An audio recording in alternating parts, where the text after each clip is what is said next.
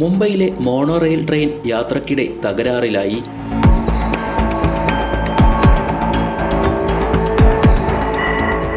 Mumbai Mysore colony സ്റ്റേഷന് സമീപം mono rail train തകരാറിലായി.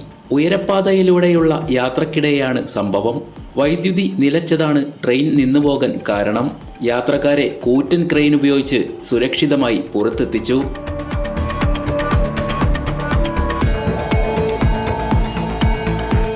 വൈദ്യുതി നിലച്ചതോടെ ട്രെയിനിലെ എയർ കണ്ടീഷൻ സംവിധാനവും തകരാറിലായി. ഇതോടെ യാത്രക്കാർ പലർക്കും ശാരീരികാസ്വാസ്ഥ്യം അനുഭവപ്പെട്ടു.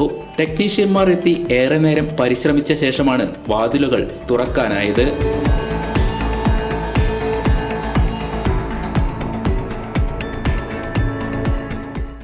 News desk നിപുണൻ.